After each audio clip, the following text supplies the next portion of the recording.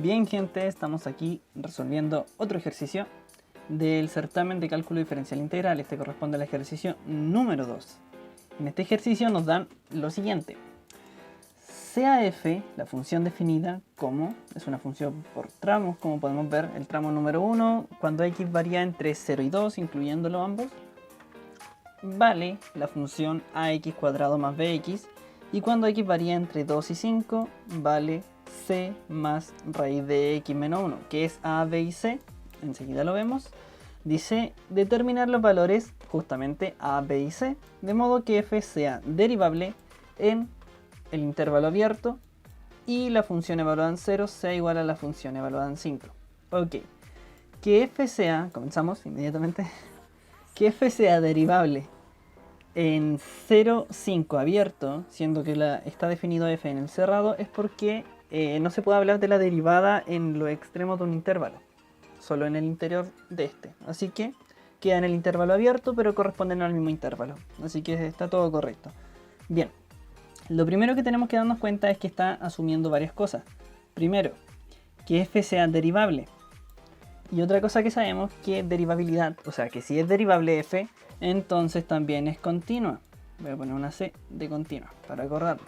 Entonces f hay que pillar los valores a, b y c de modo que sea derivable, que sea continua en el mismo intervalo, que es su intervalo de definición, y que f de 0 sea igual a f de 5. Bien, vamos a partir con esta condición, que es la más sencillita, porque vamos a formar, ya les digo, un sistema de ecuaciones, y este sistema de ecuaciones nos va a permitir calcular los valores de a, b y c. Que f de 0 sea igual a f de 5 significa que f de 0, o sea, evaluar acá el 0, porque acá está el 0, ¿cierto? Evaluar acá el 0 nos queda 0, ¿cierto? Ahí lo estoy poniendo, las flechitas para que se vayan guiando. Y f de 5 hay que evaluarlo porque el 5 está acá. Se evalúa entonces en el tramo inferior y nos quedaría lo de acá, ¿cierto? C más raíz de 5 menos 1. Bueno, despejando esto nos queda que c es igual a menos la raíz de 4. Y esto nos dice que c es igual a menos 2. Ustedes acá pueden tomar cualquiera de los dos valores que me da la raíz de 4. Raíz de 4 es igual a 2 y menos 2. Yo directamente estoy tomando el valor que es c es igual a menos 2, que vendría siendo menos, entre paréntesis, 2, que vendría siendo la raíz positiva del 4. ¿Por qué tomo ese valor? Porque me acomoda simplemente. Si ustedes quieren hacerlo con otro valor, háganlo con otro valor. Los resultados no son idénticos, pero mientras cumplan las condiciones y lo desarrollen de la manera que vamos a ver, está correcto, está todo ok. Bien, entonces, ya ocupamos la primera condición. Condición número 1, esa, le ponemos un tic, y obtuvimos esto, ¿cierto? C es igual a menos 2. Bien, ahora utilizamos la siguiente condición. La siguiente condición es que sea continua. No voy a irme directamente a derivable, ya que sale algo más feo. Vamos a irnos a que sea continua. ¿Qué implica que sea continua? Como f es una función compuesta de funciones continuas, ¿por qué? Porque lo que está acá abajo no tiene ninguna discontinuidad, lo que está acá no tiene ninguna discontinuidad, entonces continúa en todo el dominio, excepto posiblemente en el punto de salto, o sea, en el punto de cambio de definición, que vendría siendo el 2. Entonces, ¿es continua de 0 al 2? Sí, es continua, perfecto. ¿Es continua del 2 al 5? Sí, es continua, perfecto. Lo único que nos falta saber, por si acá todo esto debe estar argumentado a la hora de desarrollar el ejercicio, lo único que nos faltaría conocer es si es continua en el 2. Y ahora nos preguntamos, ¿cómo sabemos si algo es continuo en el 2? Bien, eso es simple. Significa que si yo me acerco al 2, si mediante la función me acerco al 2 por la izquierda o me acerco al 2 por la derecha, debe darme el mismo valor, que es el de la función evaluada en 2. O sea, esto se define así para esto, ¿ok? Esto se debe cumplir. Si se cumplen estas dos, se está cumpliendo esta, porque a su vez esta está dentro de esta, pero eso da igual. Lo importante es que tan solo no importa los límites laterales, que los límites laterales sean iguales, se lo explico enseguida. Digamos que, bueno, esta función se define por tramo. Voy a dibujar cualquier cosa, una cosa así, y luego algo así. Bien, imaginémonos que está ahí, que está así. ¿Ok? Acá, como pueden ver, hay un salto. Y como hay un salto, nosotros nos preguntamos ¿cuánto vale el límite de la función? La función no es un trozo, son ambos trozos juntos, ¿ok? Es este trozo más este trozo. Cambia de definición nomás. Y ahora está cambiando acá en el x igual a 2. ¿Ok? Igual que en el ejercicio. Entonces digamos, ¿qué tal si x tiende a 2 por la izquierda? Bueno, si x tiende a 2 por la izquierda, lamento decirle que esto va a dar un valor, digamos que da L1, ¿ok? Da L1. Y si lo hago tender por la derecha, si lo hago tender por la derecha, me va a dar... ¿Qué dice? Si lo hago tender por la derecha, me va a dar L2, ¿cierto? Me va a dar L2, donde L2 lo vamos a marcar acá. Bueno, cambié el color, eso da igual. L2. Y como vemos gráficamente, L1 es mayor que L2. L2 es mayor que L1. Correcto. Entonces esto no sería continuo. ¿Cuál es la única manera de que sea continua? Es que yo vaya bajando esto o vaya subiendo el otro hasta el punto donde se intersectan. De tal manera que L1 y L2 sean idénticos. ¿Cierto?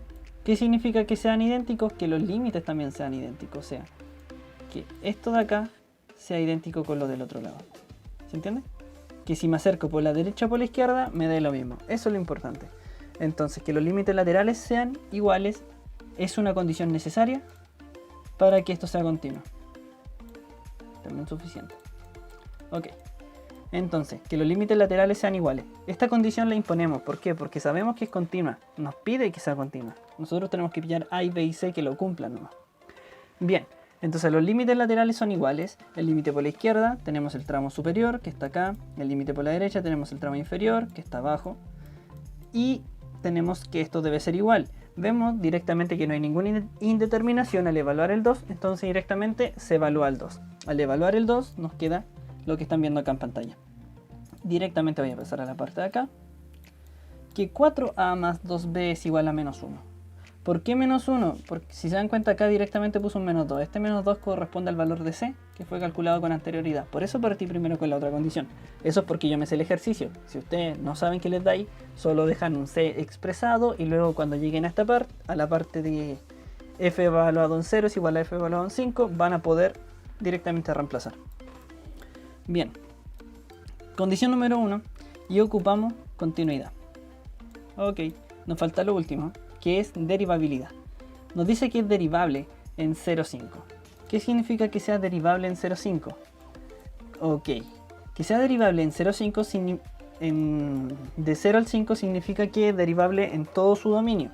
Sabemos porque está compuesta de funciones derivables, que es derivable del 0 al 2, es derivable del 2 al 5. Nos preguntamos, ¿es derivable entonces en el 2? Ok, tenemos que ver eso, la derivada en el 2, porque ahí está el cambio de tramo, la redefinición de f. Para ver esto tenemos que ver los límites laterales de nuevo, pero ahora de la derivada. Y la derivada la tenemos que hacer por definición del límite. Entonces tenemos que la derivada, o sea, el límite de cuando x tiende al 2 por la izquierda, de f de x menos f evaluado en 2 sobre x menos 2, tenemos que desarrollarla y ver qué nos dé. Bien. Vamos a ir viendo qué nos da. Primero tenemos lo siguiente, que f de x menos f de 2, ¿cierto? ¿Qué x corresponde al f de x? Bueno, f de x directamente corresponde a esto de acá. ¿Por qué? Porque esto es cuando me acerco por la izquierda, ¿cierto? Por los números menores a 2. Del 0 al 2, por ejemplo. Ok. Y luego tenemos la función evaluada en 2. Directamente tomamos este mismo valor y lo evaluamos en 2. Y nos queda 4a más 2b. Correcto. Y abajo nos quedaría directamente el x menos 2.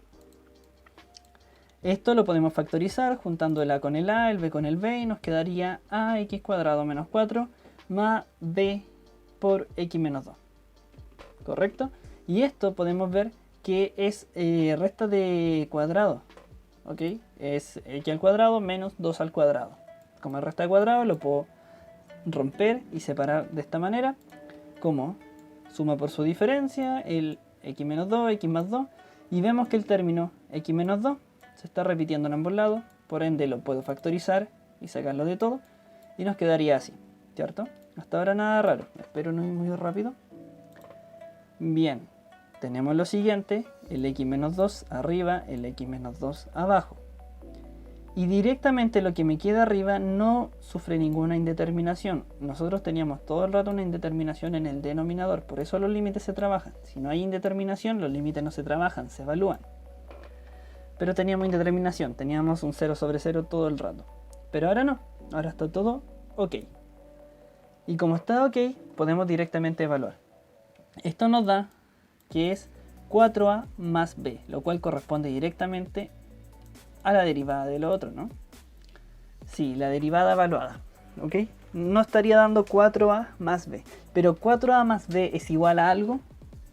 Sí, claro, es igual a la derivada por la izquierda, pero no tenemos ninguna ecuación como para tener términos suficientes, porque en el problema anterior, acá, o sea en la parte anterior, llegamos a que 4a más 2b es igual a menos 1.